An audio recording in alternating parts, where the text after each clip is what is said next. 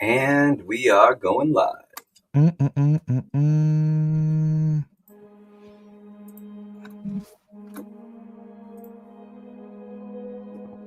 And we are live, brother. Welcome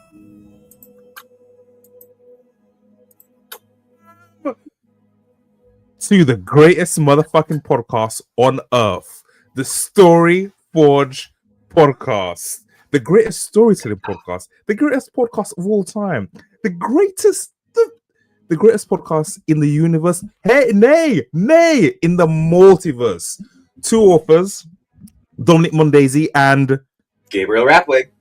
Tell stories online. Not only do we tell stories online, we tell stories off the cuff. We sometimes don't even know what stories we are telling. It's just, hey, do you want to tell a Christmas story? Sure, why not? It's Christmas. Yeah, we do it like no one else. We do it better than anyone else. We do it in the back.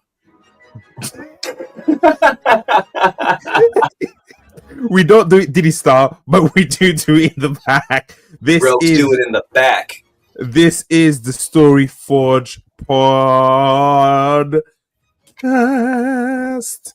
What is up to episode 29 of the Story Forge podcast, my brother? That's a lot. 29? Yes. Are we not counting? Have we done 29 in total, or is it more? Because of this is episode 29. We've done 30. Okay. 31. This is episode 29. Okay, all right. Fair. Hey, how come when you ask a question, you just automatically sound gay? I don't know.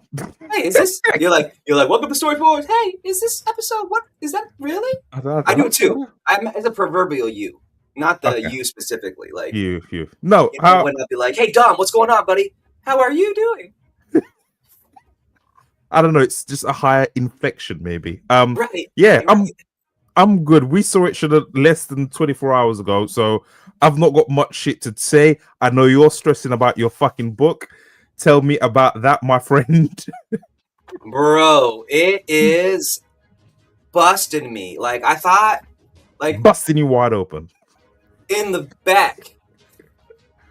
No, legitimately, I thought that, like, I would just copy-paste these two books together, do a little light editing, rewrite, do some grammar shit, and be done, you know? An hour, 2 of work a day. But it's an hour or 2 of work per chapter, rewrite, edit. God damn. Fuck. Yeah. God I already had to delay it 10 days. I pushed it back. I had a pre-order set up for it to come out the 15th. It's supposed to come out yesterday. Yeah. So I'm like, just grinding it out, man. Grinding it out like a How many? Grinder. So, did you say you're halfway through? I am halfway through. Fuck.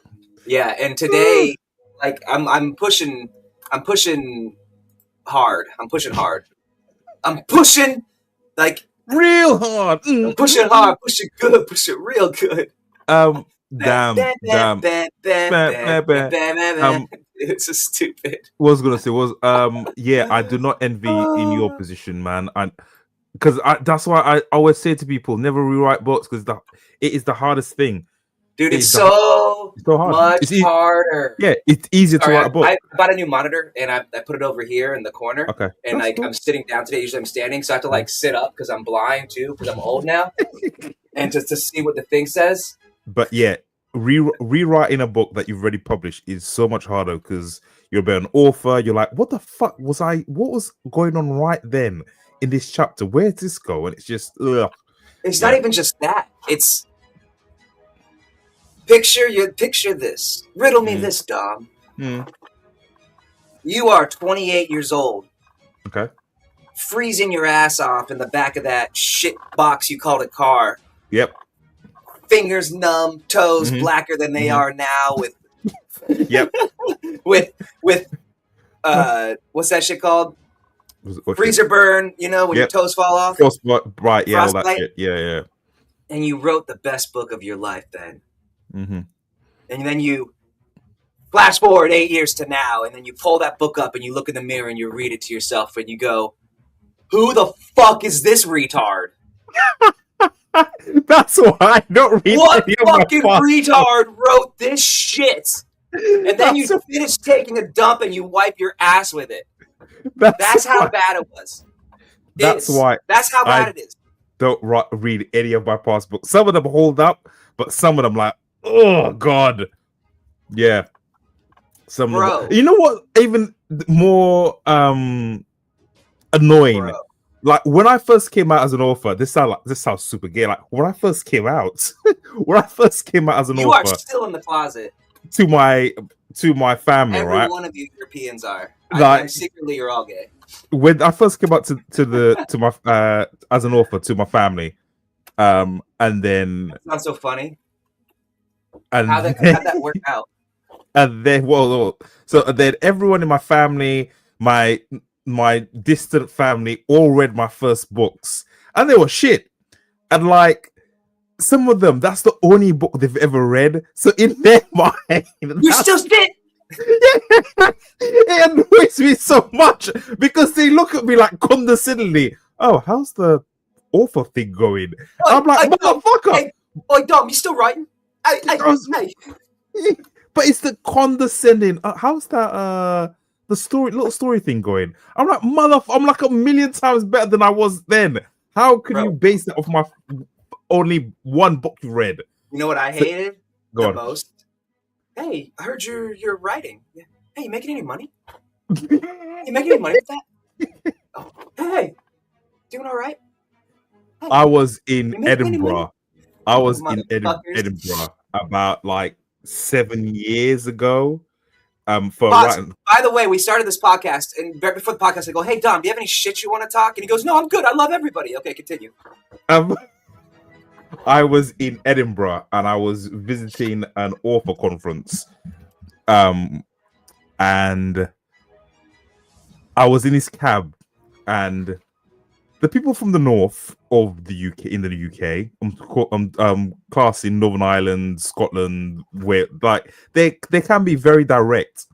And I was in this black cab, and this old Scottish guy was like, author, and he couldn't believe it, like author, like J.K. Rowling. I was like, well, not quite that. But he was like, you making any money, laddie? You make it? I was like, I can't. Like, I'm all doing okay. I'm not fucking rolling in it. It's like, you need to get a proper job.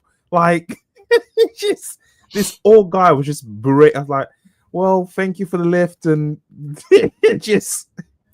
But yeah, it's no one ever sees this as a real job. Funny enough. Well, if I said I was like fucking into porn, make money. Yeah, if I was like, you know what, I'm into like, oh shit, you must be making money, like OnlyFans, like just anyway, yeah. Hey, even if that, go ahead. I know what you're gonna say about OnlyFans. Yeah, go on. I saw you on there the other day, you faggot. No, I was gonna say only like 2% make it over like $10,000 or some shit like that. That's what I was gonna say. Like, so all these ladies, I know we've got weirdly a more skewed women demographic. Ladies, if you're thinking about what is up with that? I don't know. It's just like Hampson Paces. Yeah. If you thinking about doing OnlyFans, trust me, like don't do it. Like most of them ladies are only making change for some titty pictures. Here's the thing. If you're hot enough to make money on OnlyFans, you're hot enough in real life to like just get a guy. Like you don't need to do only if you're not hot enough to get a guy in real life, you're not hot enough for OnlyFans. I'm gonna let you know now. But dude, with AI, hold on, bro. Have you seen these videos? I know what videos you're talking about. Men, Chinese dudes. Yeah, Chinese dudes as women.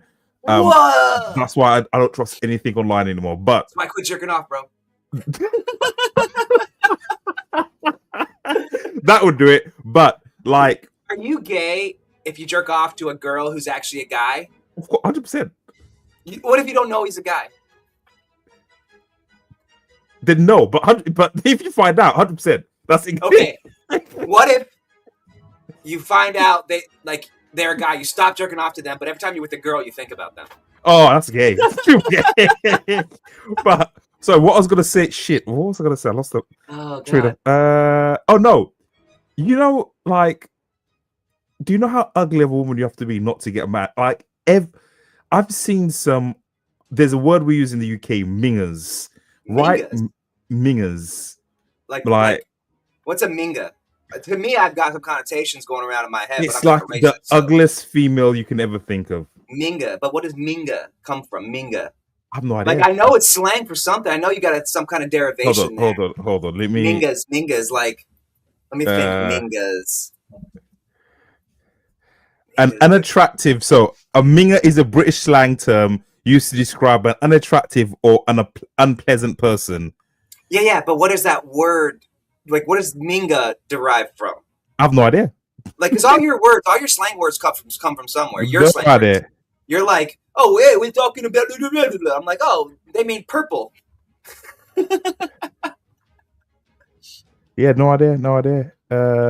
Yeah, but so this is the point I was gonna say is that I've seen the most ugliest women with dudes. Like, doesn't matter how ugly. Like, it's, you know what it is. Sorry for anyone I offend right now, but vagina is like pizza. You can never really have a bad pizza. You know what I mean? What? Have you been to Germany? Have you been to Eastern Europe? Have you been around Europe? Bad pizza? But it's still pizza. You see, like, it's just shit. It's disgusting. Like, you'd be like, oh, how do you call this pizza? It's like an inch of not cooked dough, sweet tomatoes, and like yellow cheese. Look. Wow. Bro. There's very unattractive people out in this world. They still find partners. They don't. They do. No, they don't. There is. Have you seen that My 600 Pound Life? Those women are still getting banged. Listen to me. Banging somebody and finding a partner, a girlfriend, a boyfriend, a husband, a wife are totally different things. And true. Nowadays, people aren't even banging. Dudes aren't. Bro, nobody's banging. Look, I've told you about the 80-20 rule, right? Yes, we don't have to go over it again, but what are you talking about? No one's banging. Apply that to banging. Kids aren't banging. This, you know what? This is why I live in a fantasy world of books and stories. Dude, because you know that, I feel so old. You are old, bro. You're old. You are Unc, and I'm Grandpa. Why is no one banging? I don't understand. There's a lot of scientific reasons, and there's the women reason. The catalyst is people are just fucking gayer. No, it's just like scientifically, bro. Plastics in the water, all sorts of chemical things. Like, it's been proven. Gen Alpha, Gen Z, they have smaller dicks, smaller taints, less sex drive. Like, it's scientifically proved. This is just, I can pull up study after study after study. It just is a fact. Just know that the younger generation, less masculine, less feminine, because they have less hormones. They're all fucked up. Seriously, like, the shit in the water, turning kids gay. Real shit. And Alex Jonesy and the Me Too movement scared the shit out of guys your age that do want to have sex, and my age, and a little bit younger. And so they're like, fuck it. So it's just a big catalyst of thing. And the second thing is, a lot of women just don't fucking take care of themselves anymore. And they're like the body positivity movement. If you don't like fat bitches, if you don't like skinny bitches, if you don't like purple, yellow, green bitches, you're sexist. It's like Ozempic is slowly killing that movement off. Now, no, dude, that's killing everybody. You don't know about Ozempic? You lose the weight, but it eats your muscle mass away, and you can't get it back. You can't get it back. Oh, yeah, it eats your muscle mass away, and then you can't even to exercise, get it back. It's like 100 times more difficult. Literally eats your muscle mass away. It turns you into like an invalid. Your bone density decreases. Like, these people are gonna die in like 15 years or less. It's fucking crazy. It's fucking crazy, bro. It's insane. Like, dude, it's nuts, bro. You don't have fucking time because you're so busy working your shit job to do the things that I look at and research and rabbit holes. That's why I'm not done with this motherfucking book. Exactly. That's why I'm not done with this book. I was just about to fucking say, fucking bro. Like, my wife and I are trying to have a kid, so I'm researching fucking fertility like a motherfucker. But I'm geriatric. Out of all the things you said to me, people not bagging is the most Who's not buying? Dom, I'm not saying to do this because I love Hannah. Okay. My buddy's daughter's name's Hannah. I love Hannah. She's amazing. I think you guys should get married and have fucking little beautiful half black, half white kids with, pretty, creamy colored, caramel colored skin and light eyes. Let's fucking go. But if you broke up with her, you could bang like 20 and 30-year-olds and 40-year-olds all the time because they're just lonely ass women because men aren't fucking. Because you're a good looking, attractive, successful man. That's what I'm saying. That makes me very sad for the male race. Why aren't men? Dude, this makes it sound gay that I'm so invested about men having sex. Bro, but the modern man's been emasculated so bad that just regular dudes like us are fucking masculine. Like we're like, dude, it's crazy the way like dudes are now. Like dudes are so gay. And it's not like, hey, be gay. It's fine. Be gay. There's nothing wrong with being gay. It's gay. That should be the title of this episode. Dudes are so gay. Most dudes are really gay, and women are craving masculine men. They just are. Like, I tell my wife, I'm like, hey, don't fucking walk out that door. I don't say that. I don't ever say that. Actually, I never say that. I never say that. I love my wife. Walk out the door, about to be slinging some dick. Never, anyway. No, but it's crazy, bro. Wow. It's the boy crisis. Look it up. It's a boy, whole thing. I've been on this for years. The only thing I knew was about Japan and how that is going dangerously low, their birth rates. But I didn't know that was the entire world. The only places that it isn't is India. Of course. Even China's down. India, Pakistan, the Muslim countries. I wonder why. some of them third world Latin countries, and some parts of Eastern Europe. Everywhere else is like pretty soon. It'll just be brown people. Like that's no, it won't, bro. Episodes. That's wrong too. That's what everybody thought. But here's the thing. Go on. I'm sorry, but they all fuck each other, and so they're all retarded. Those countries that are really birth rates are high, they're all fucking their cousins. So the mean IQ is like 76. I will go on record here and say 76. Bro, the average IQ in Pakistan is like 76. Pakistan, I love you. India, that's functionally retarded. India, I love you. That doesn't mean everybody's a retard. That just means there's lots of retards. You know what I mean? I know what you mean. I know what you mean. You can't argue statistics like that.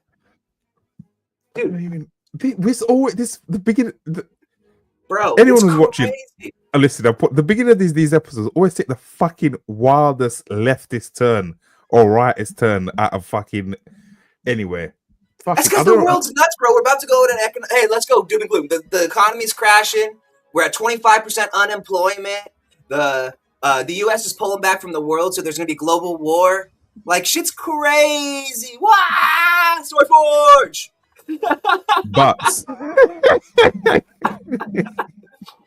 But we shall not talk about any of that because you're here, ladies and gentlemen, to take your mind off the craziness that is the world. So we're gonna get wild. We're here to blow things up. We're here to tell stories and chew bubble gum and take it in the rears.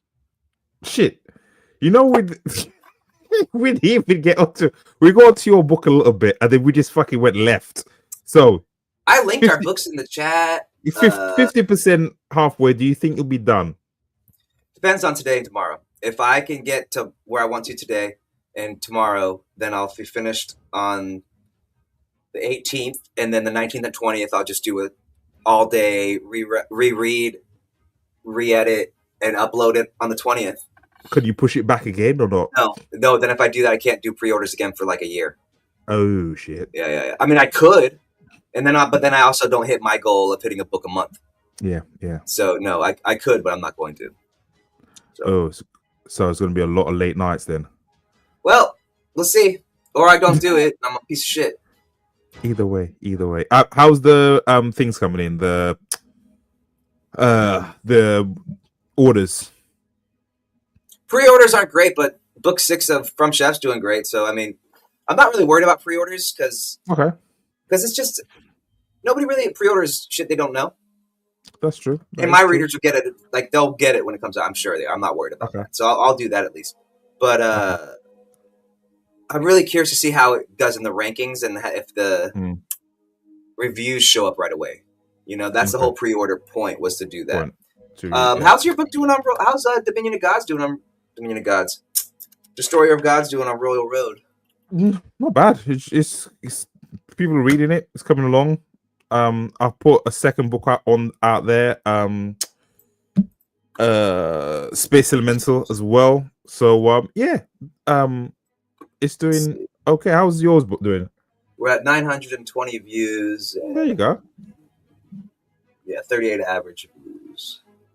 Let's see, where's search. What those average views? What do those mean? Is it per? They average out the page views. Okay. Like the chapter views. Okay. Cool. Yeah. 22,875 views, 43 chapters. 327 pages. Yeah, brother. December 16th, 2025 is the latest one. That was today. It was today. Yeah, I'm putting them out as quickly as I can. But yeah, it's doing things. It's doing things.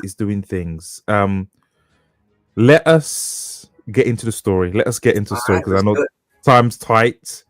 Let us do it today. Let's do it today. Let's go. Let me put us up side by side. No, wait. Boom.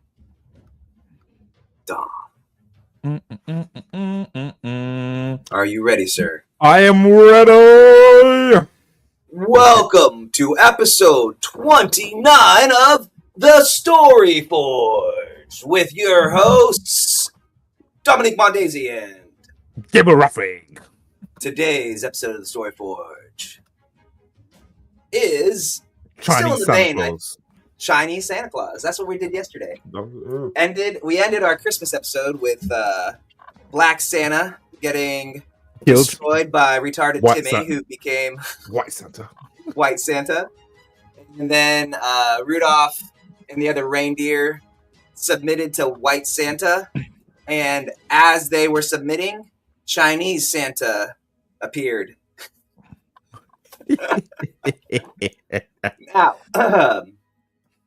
we don't have to go this way. We could do something else.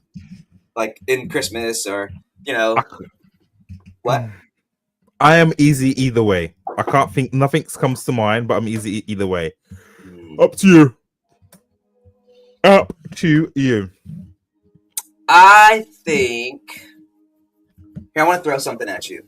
Yeah, sure. Let's run with this, okay? Okay. This just came to me because still got my mind on work. Okay. Work, not fun work. Okay. All right, so I'm not even going to preface this. I'm just going to start going, and I want you to just run with it, okay? All right, cool. All right. Here we go. I'm still going to kind of be Christmassy, I think. Okay. Here we go. Chinese Santa Claus stood atop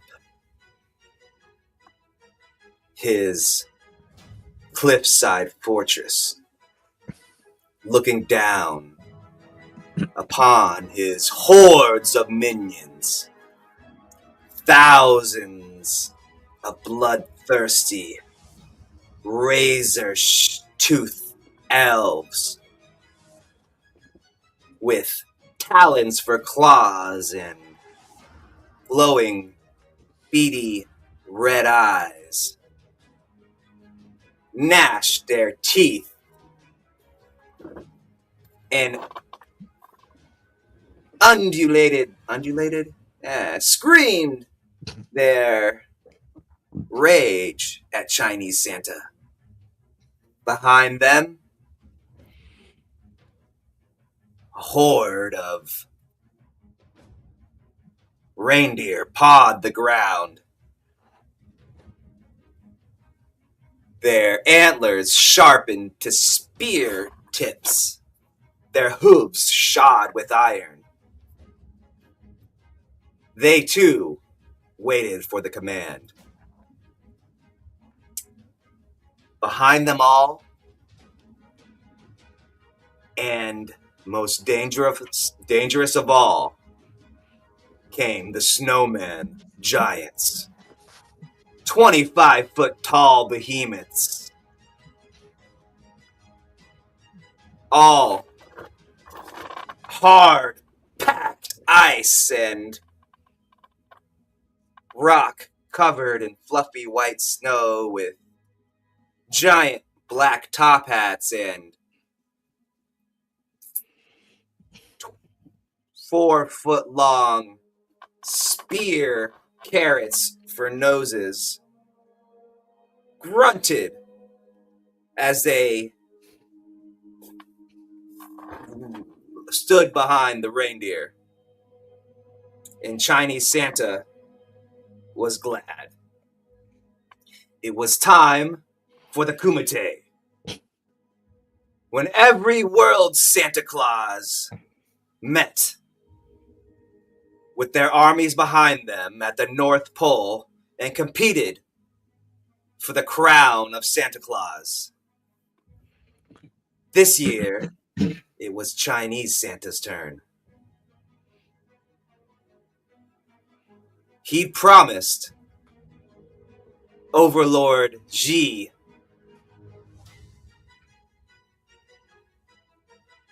aka Winnie the Pooh, that he would bring back the crown of the world's strongest Santa. And he was ready. Chinese Santa raised his arm.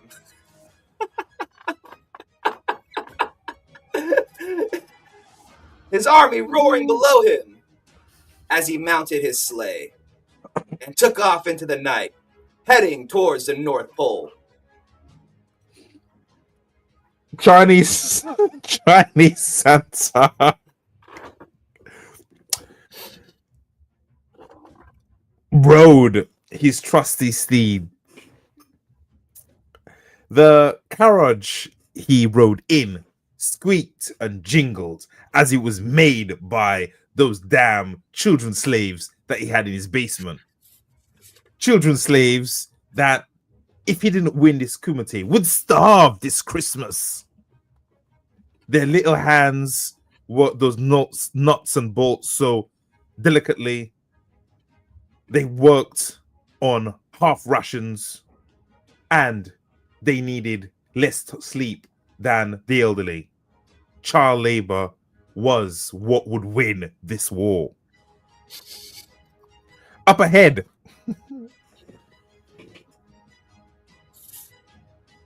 Rudolph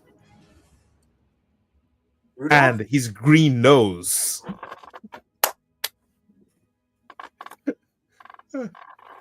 kept on pushing the rest of them. Blitzen, Jutson, and the others. Some said that his reindeers were inferior to the originals, but he knew better. The communist might always out. In the distance, his armies roared. They were bloodthirsty for battle. He had an inclination that the black fool, Black Santa, had been defeated by an upstart, a white savior. He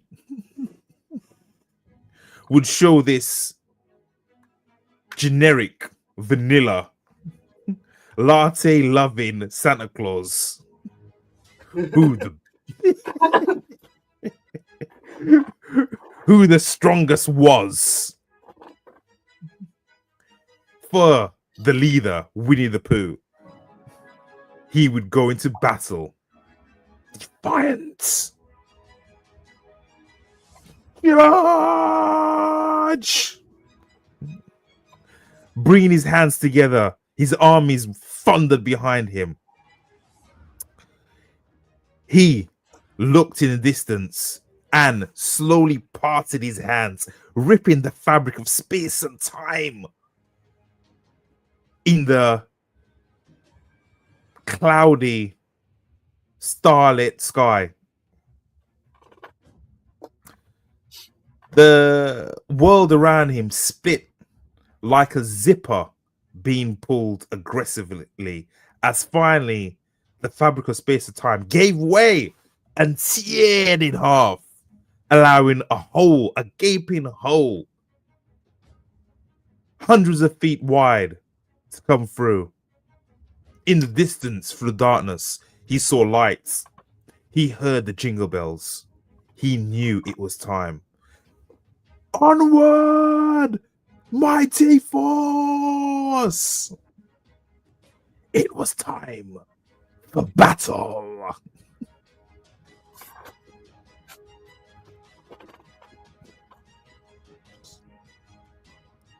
Jalali watched as the rent in space and time opened, and the horde of obviously Chinese-looking elves, reindeer, and snowmen poured through, singing their roar cry, followed by Chinese Santa. Fa ra ra ra ra ra ra ra ra. They screamed. Jalali, also known as Pakistani Santa, was unimpressed.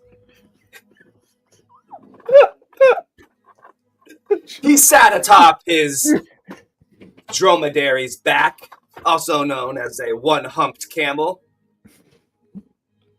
His version of the timeless Christmas classic sleigh, and looked behind him at his own army of Christmas warriors. Thousands upon thousands of his cousins sat on camels of their own, decked out in the greens and reds and blues and all the colors of Christmas, and waited for Chinese Santa to take, and his army to take their position across the battlefield. That made 12 of the world's Santas had arrived. Pakistani Santa, Jalali the elder, glanced at his cousin, Jalali the younger, and motioned him forward. Send a runner to Japanese Santa. We have plans to make. Jalali the younger nodded, turned to his son, Jalali the younger, and reiterated Jalali the elder's message. His second cousin, born of his loins, brother to his sister, son to his father, uncle to his brother, ran off at full speed to deliver Pakistani Santa's message to Japanese Santa.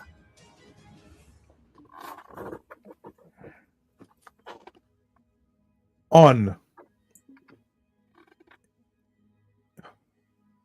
his trusty cloud was none other than Rastafarian Santa. Blunt between lips, he took a toke and exhaled, adding to the cloud beneath his feet. Blood clot, man! Blood clot! Blood fire! You see them there? Them Chinese boy!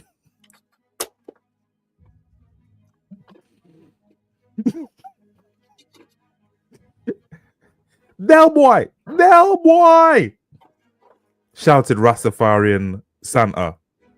Where's the Del boy? Couple of minutes later, a short, portly man of dark hue came forward. Aye, aye, Rastafarian Santa. Rastafarian Santa looked him up and down. Why are you late? We at war, you know. Rastafarian Santa again took another toke and blew smoke so thick, so dense that they created snowmen made of the sweetest, dankest ganja. More lines formed as he kept on toking, blowing, until rank and rank, file and file formed in front of him. Del boy! Where the others? Del boy looked around and shrugged. Me no. Rastafarian Santa looked off into distance. What armory we got? We've not got much, said Del boy. We not got much at all. We got some coconuts, we got some mangoes.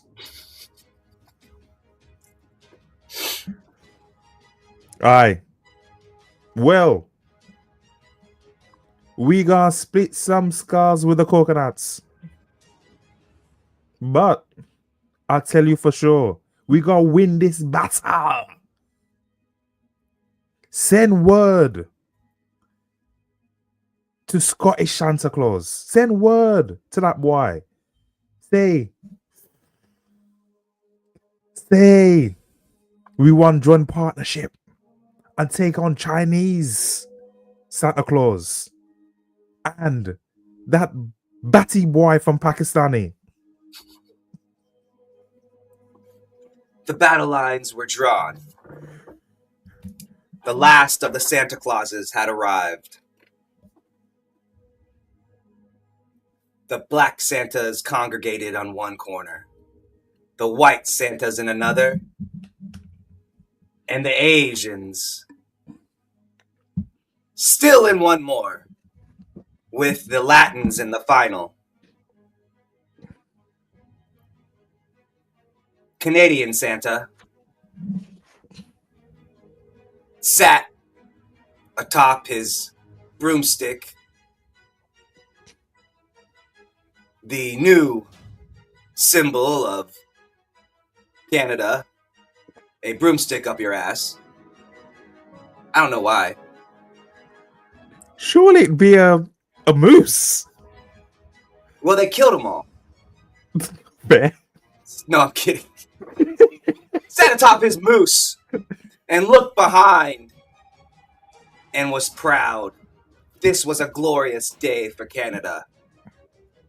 Thousands upon thousands of proud Canadians had answered Canadian Santa Claus's call. And now, an army of trans warriors stood behind him, ready to give their lives for the cause. In the center, last year's champion, Black Santa? Yeah, Black Santa, yeah. Black Santa appeared in the middle of the battlefield. All the Santas went quiet. All the Santas went quiet. Chinese Santa, especially. That's his nemesis. Spun slowly in the center of the battlefield, looking all the hundreds of Santa Clauses in the eyes individually, glaring at them as if searching for something, some weakness, and finding it deep inside every imposter Santa's soul. Until he locked eyes with Chinese Santa. The two titans of the Christmas world had eyes for only each other. They stared across the hundreds of feet, the world around them disappearing, their memories going back to that fateful day when they first met, when Chinese Santa was just Billy, and Black Santa was just Harriet. Back when they were friends in Santa College. Back when Chinese Santa was just a boy and Black Santa was just a girl. Two young lovers.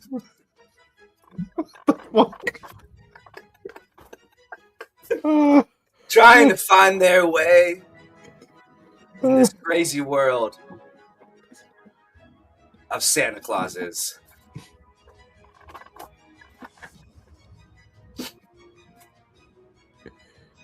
German Santa stared out as he saw that Chinese fool and the black bitch staring off at each other like two lovers across a windy landscape. They weren't efficient as Gunther. They didn't even have a project manager, a proper structure of how best deliver presents in a regimented uniform time. Gunther was beside himself. He knew that historically the Germans had been portrayed in a negative light. But that would all be forgotten about if he won this battle to become the proper Santa, the proper Claus. He was not fat like the others. No. That was a hindrance. It wasn't economical. The correct body percentage was 10%. Then you could shoot in and out of the chimneys in under 0.6 seconds. Him and Hans, his engineering team leader, had done all the calculations. They knew what was right. They knew what Santa needed. Not some lazy Jamaican. Not some goat fucking Pakistani. Not some Chinese. Third-rate Santa Claus, whose gear and toys, he may add, were built by little children without the common sense of proper integral structure. Klaus, said Gunther. Ready? The warriors. Behind Klaus, leagues upon leagues of blonde-haired bare maidens with schnitzels and sausage. Those sausage strings? Sausages? Kielbasa? Yeah, but you know when they're strung in like whatever that is. Whirled around them like nunchucks. They were beautiful. They were pure, blonde-haired and blue-eyed, but they were dangerous. They were the true definition of death by snoo. There was a firefight. The Santas released their armies, and the thousands of warriors sped across the battlefield at one another. Elves, reindeer, camel jockeys, beer maiden, sausage pulling beer maidens, all met in a fiesta, an orgy of gore, death, destruction, and mayhem. All hundreds plus Santa Clauses released their warriors. The Trans-Canadians, the Indian unwashed, the Australian,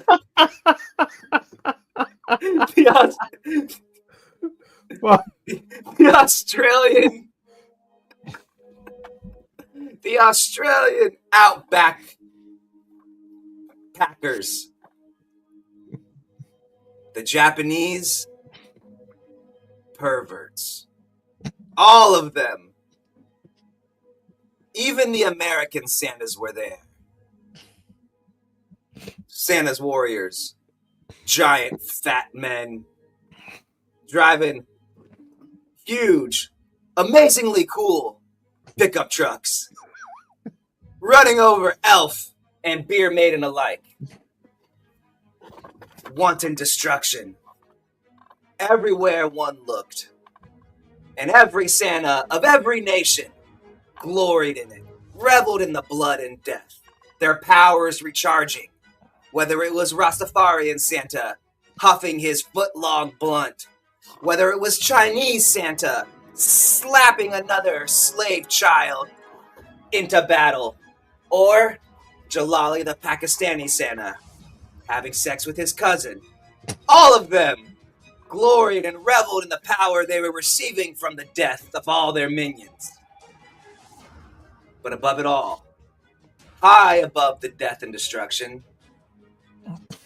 on his super high-tech, extremely expensive, never before seen Cadillac Lamborghini of sleighs, with his race horse-like reindeer, flew Israeli Santa.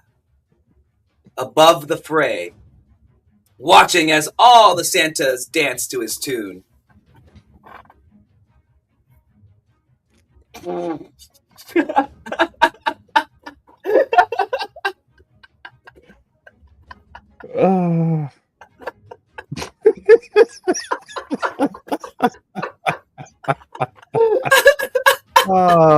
Okay. You're like, I don't want to say it. I don't want to say it. I don't want to say it. I don't want to say it. Okay. All right.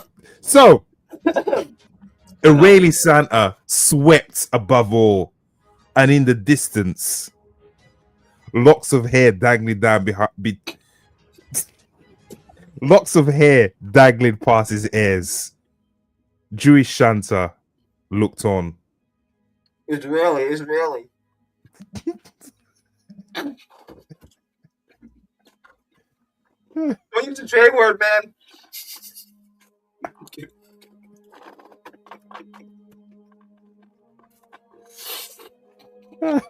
Okay, all right. I'm kidding. Jewish Santa knew that Israeli Santa wasn't the true Santa Claus. Jewish Santa was from New York, lived under the tunnels, emerged when he heard the call, and knew that the one true Jew needed to take over, needed to lead his people to the promised land of gifts and honey.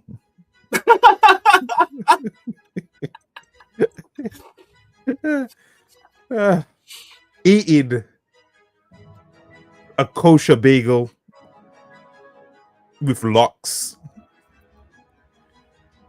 He sucked his fingers individually, put his hands in his bag of holding with his gold coins, took them out and scat them to the wind as dozens and dozens of golden golems appeared, formed out of the coin, out of the birthrights that was his, landing with a heavy thud. Golem upon golem sighted up at the pretender and attacked. Rastafarian Santa looked upon the melee as he talked from his foot-long joint and saw weakness in the American lines. Fat, lazy, and unemployed. They struggled. They struggled with the handmaidens. There was an opportunity there. As their heavy SUVs ran over children, cousins, and milkmaidens, the bodies tangled in between the tires, getting stuck, wheels spinning, jamming, nothing moved. Delroy, me got a plan. Taking a big talk, he let out the sweet ganja scent and concealed himself as he moved through the lines, invisible, stabbing here, stealing there, kicking child in face there. He smashed through the window and, with his multicolored beanie hat, strangled the main ringleader of American Santa Claus. Today's your day, boy! Timmy, the newest white Santa, stood staring in shock, blood and gore covering his entire body from his once proud reindeer, now all gutted and dying around him. He couldn't believe the carnage the Santas were doing to each other. In his naivety, he thought Santa was a bringer of gifts, a spirit of Christmas, a hero for boys and girls. But he realized that was no longer true. It may have once been, but now Santa Claus was just the embodiment of evil. And every country on Earth had their own. And all of them fought here at the North Pole, killing,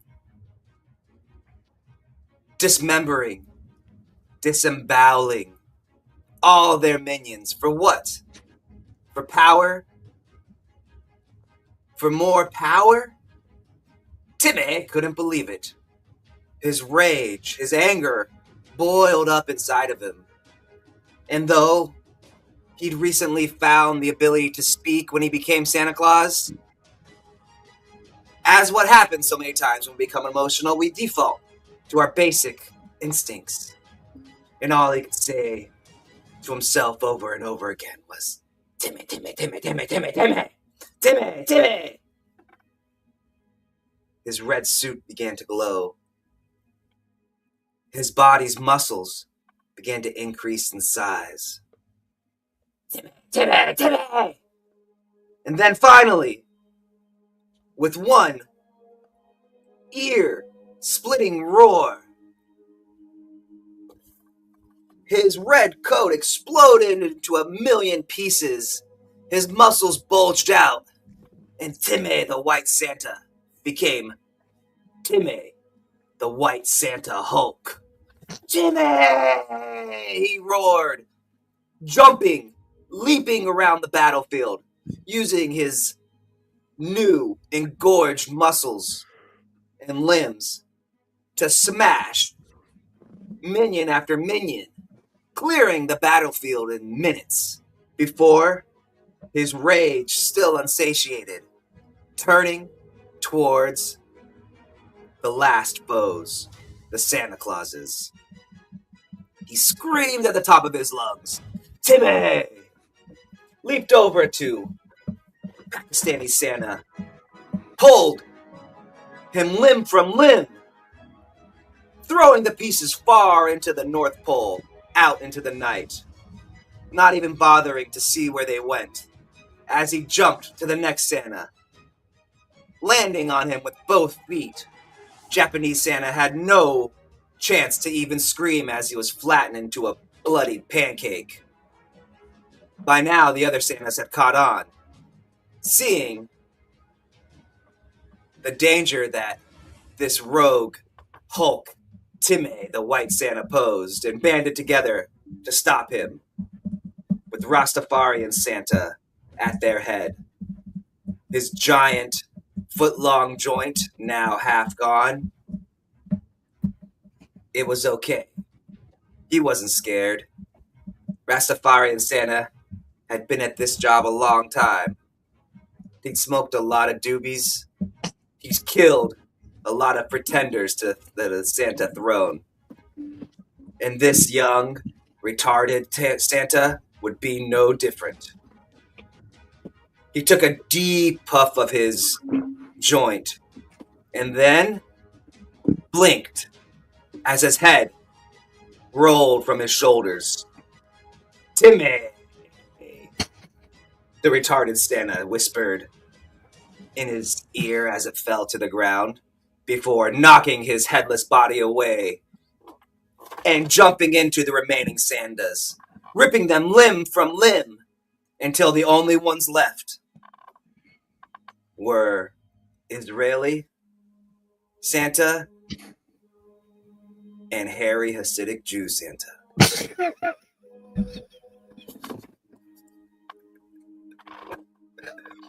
Timmy roared, "Timmy!" and jumped high into the air after the two flying enemies.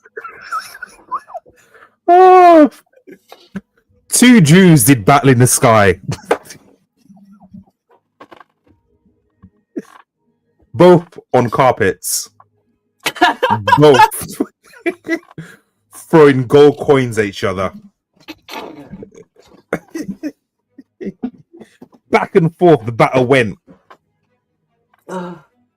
Neither giving pause after the other.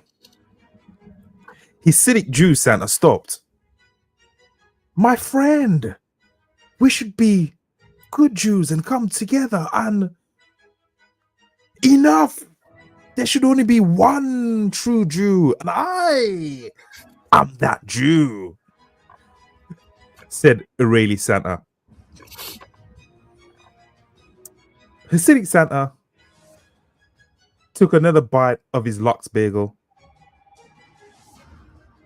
and gave the jester, "Hey, my calculations are correct.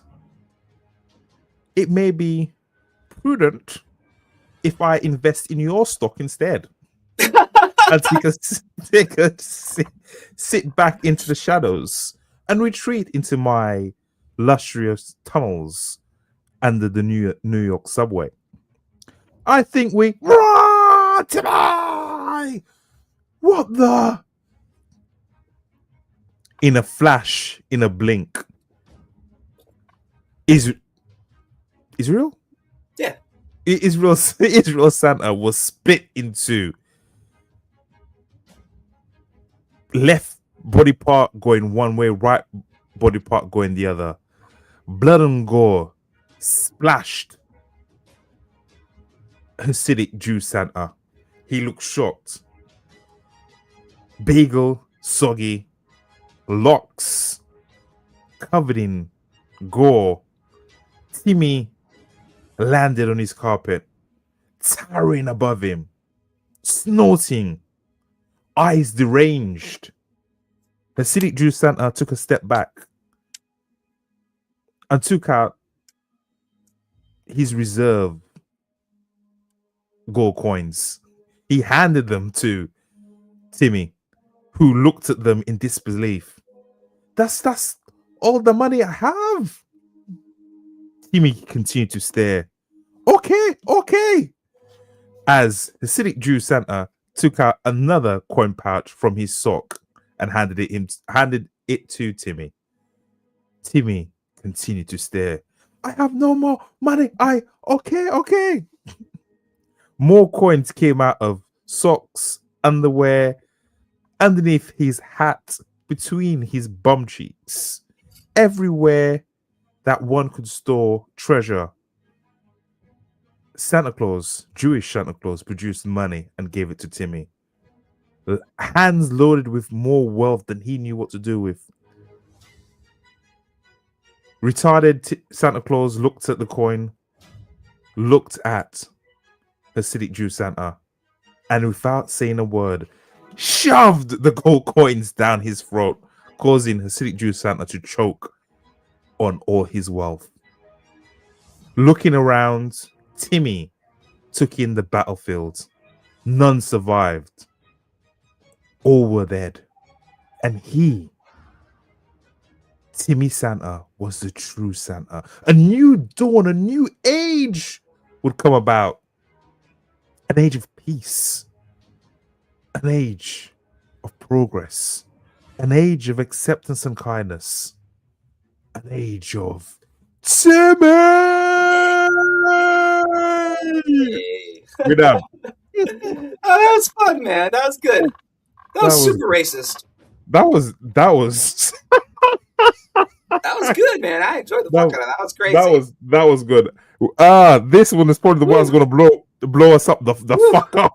I don't know, man. People are gonna be like, "What are you saying, crazies?" But I think that was a pretty damn good episode, my friend. That was a good episode. Enjoyable, very enjoyable. That was a good episode. It's you know what? Every day I'm just waiting for that one podcast clip to just blow up, or that one podcast to blow up, get millions of views, and it's just DMs by horrified friends and family. Like, what the fuck are you talking about? The police are gonna show up at your door. Dominique Mondesir, did you say Hasidic Jew coin? It was fun. I went with it. Yeah. This that was really podcast, anyone can get it. Black, Jew, Chinese, Pakistani, Indian. Everybody gets Everyone gets this dick. Everyone can get it. Everyone can get it. It shows that we care. If we didn't make fun of you, it's because we didn't care. If we didn't make fun of you, we don't like you. There you go. And if we don't make fun of you, we don't talk about you. That's the God honest truth. There's people on this. There's people that both me and Gabe know that we don't talk about because we don't really like them. And remember, just because the youngs aren't fucking doesn't mean Dom and I don't fuck. We'll fuck. We fuck. On that note, I gotta go, bro. I gotta work. Everybody. I know. Before you go, plug your shit. Plug your shit as always. Everyone, buy. It's linked in the chat. Buy my books. From Chef to Craft to Conquer, book 6 out. War Academy is out for pre-order. Comes out in 9 days. Fuck. Please sir. buy Warrior Academy. Gabe is on the deadline. He's got to have a lot of late nights trying to get this shit done. John, hope you enjoy the podcast, everybody. And Dom, what do you got going on, brother? Please buy Destroyer of Gods, this lovely book. As you can see, look at that bitch. Please buy this.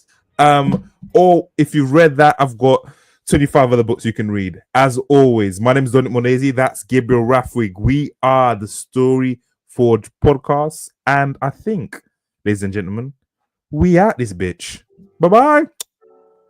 Everyone, thank you so much. Story Forge Podcast, episode 29. Follow us on Spotify, YouTube, Instagram, all the things. Your social media is. Everyone have a great day, and I hope you have a good Christmas. And